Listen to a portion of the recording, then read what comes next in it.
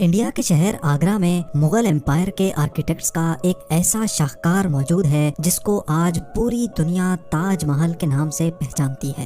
42 ایکڑ پر پھیلا دور سے ہی چمکتا ہوا یہ مقبرہ جہاں اپنے اندر خوبصورتی کے باغیچے سجائے ہوئے ہیں، وہیں اسی بادل ابھی تک منڈلا رہے ہیں۔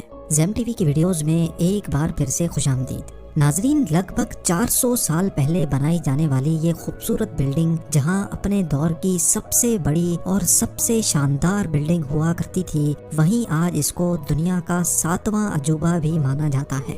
اس عالیشان اسٹرکچر کو بنانے میں 20,000 مزدوروں نے دن رات خون پسینہ بہایا، اور وہ بھی 1 یا 2 سالوں تک نہیں بلکہ پورے 22 سالوں تک۔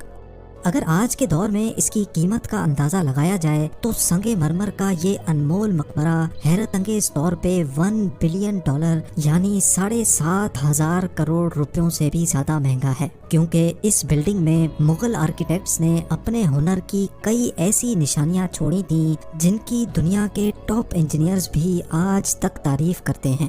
اس بلڈنگ کو ایسے ڈیزائن کیا گیا کہ جب مین گیٹ کے پیچھے سے اس کو دیکھا جاتا ہے تو یہ کافی بڑی لگتی ہے، لیکن جیسے ہی مین گیٹ کی طرف بڑھا جاتا ہے تو آٹومیٹیکلی اس کا سائز چھوٹا ہوتا جاتا ہے۔ دماغ کو چکرا دینے والی یہ کوئی پہلی ٹرک نہیں تھی جو مغل آرکیٹیکٹس نے استعمال کی ہو۔ اس کے گرد چاروں میناروں کو بالکل سیدھا کھڑا نہیں کیا گیا، بلکہ یہ مینار باہر کی طرف تھوڑا جھکے ہوئے ہیں، کیونکہ اگر ان کو سیدھا کھڑا کیا جاتا تو دور سے دیکھنے پر یہ اندر کی طرف جھکے ہوئے لگتے، جیسا کہ ان مسجدوں میں آپ دیکھ سکتے ہیں۔ ان میناروں کو باہر کی طرف جھکانے کا ایک اور ریزن بھی تھا، اور وہ یہ تھا کہ خطرناک ارتھ کوئک کی صورت میں اگر یہ مینار گریں بھی تو یہ باہر کی طرف گر کر تاج محل پر ایک آنچ بھی نہ آنے دیں۔ لیکن آخر ماجرا کیا تھا کہ اس کو بنانے والے کسی صورت میں اس پر ایک خراش بھی برداشت نہیں کر سکتے تھے۔ تاج محل کے وہ کون سے راز تھے جن کو 400 سال پہلے چھپانے کی کوشش کی گئی تھی، اور جب اس دور میں کنکریٹ یا اسٹیل ہی نہیں ہوا کرتا تھا تو آخر اس عالیشان مقبرے اور اس پر موجود 40 میٹر اونچے ڈوم کو کیسے بنایا گیا؟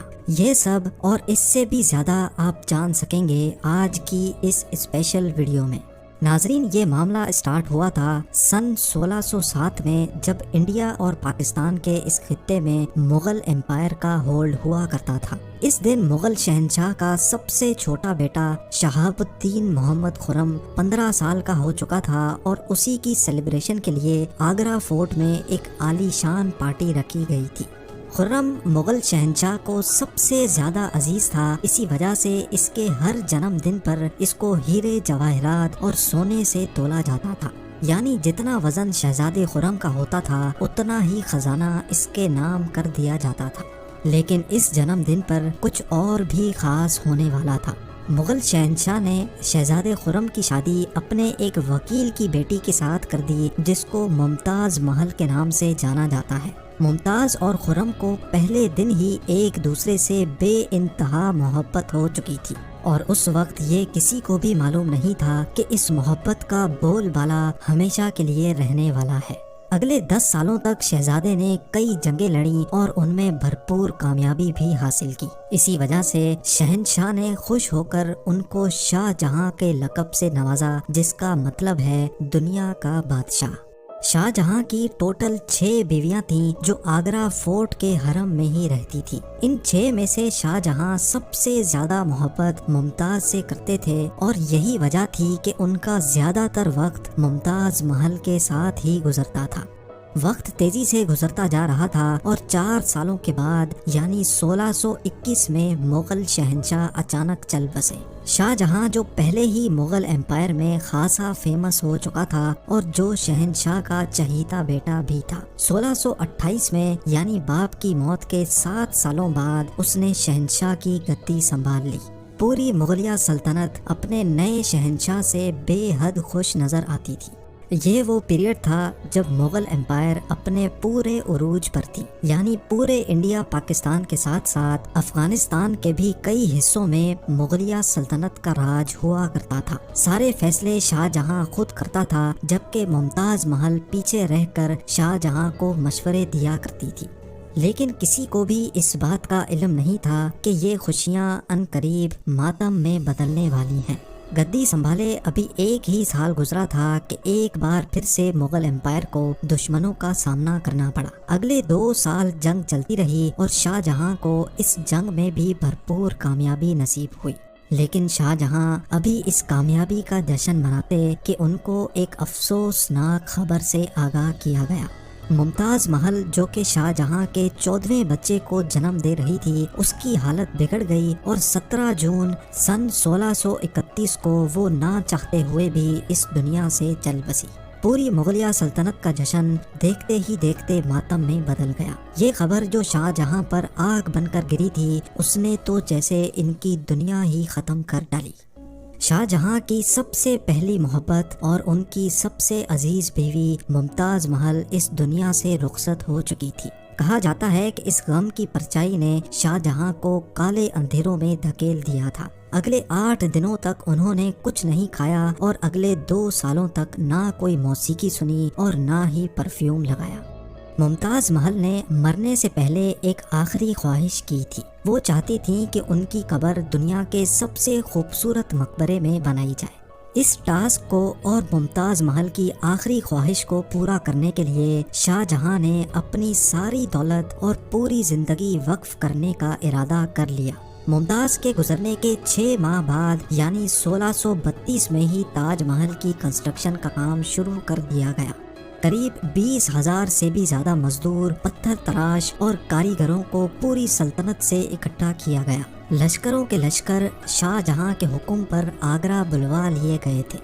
کیونکہ ممتاز کی قبر یمنا ریور کے برابر میں موجود تھی، اسی وجہ سے اس جگہ پر دنیا کی سب سے خوبصورت بلڈنگ بنانا کافی مشکل ٹاسک تھا۔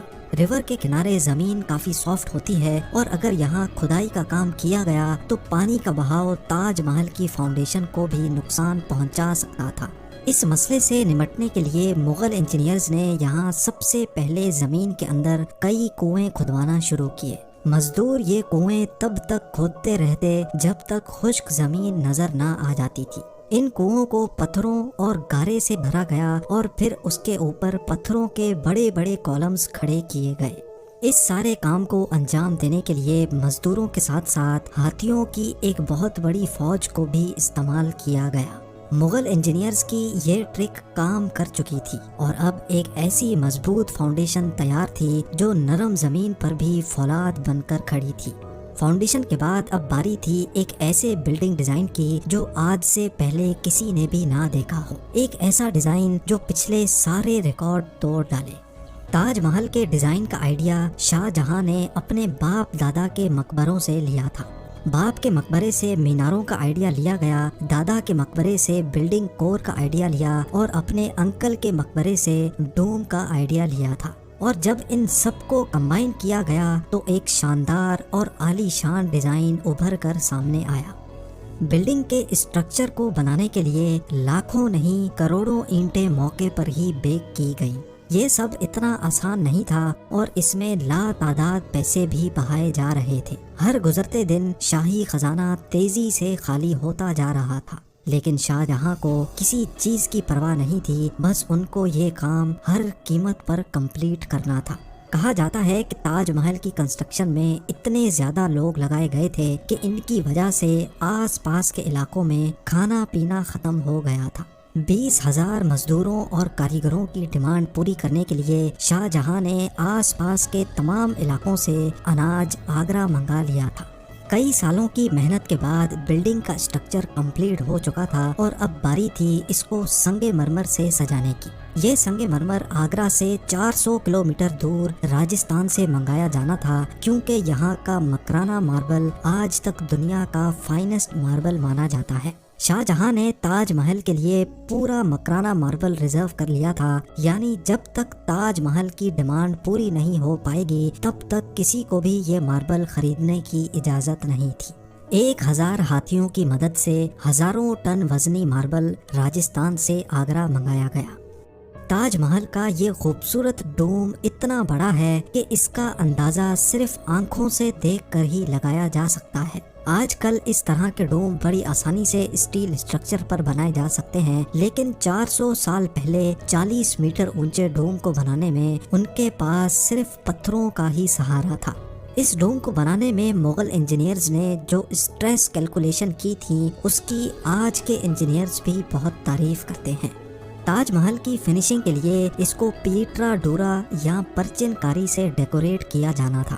پیٹرا ڈورا ایک ایسی کلاکاری کو کہا جاتا ہے جس میں قیمتی پتھر کو ماربل کے اندر تراش کر لگایا جاتا ہے۔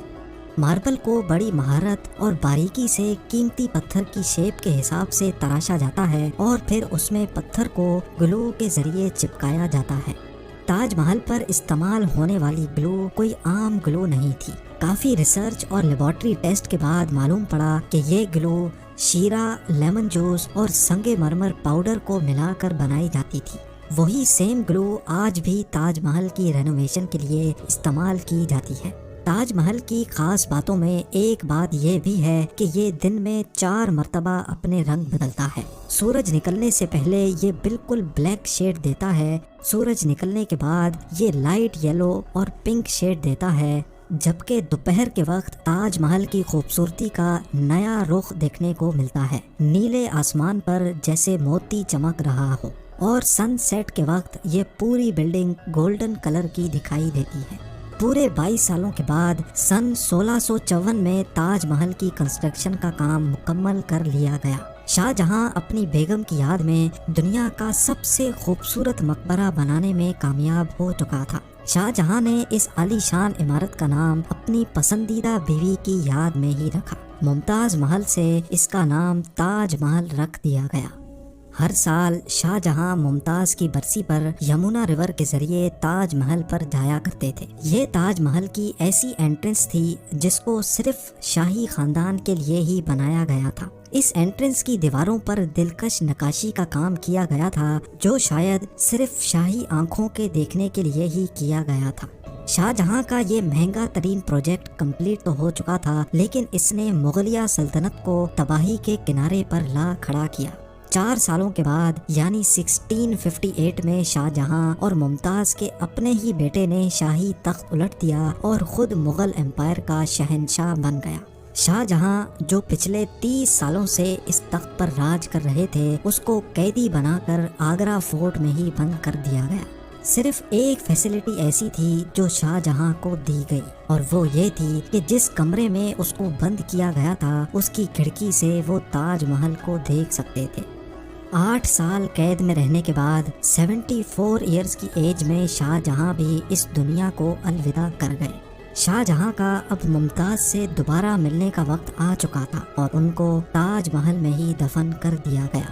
امید ہے زیم ٹی وی کی یہ ویڈیو بھی آپ لوگ بھرپور لائک اور شیئر کریں گے۔ آپ لوگوں کے پیار بھرے کامنٹس کا بے حد شکریہ۔ ملتے ہیں اگلی شاندار ویڈیو میں۔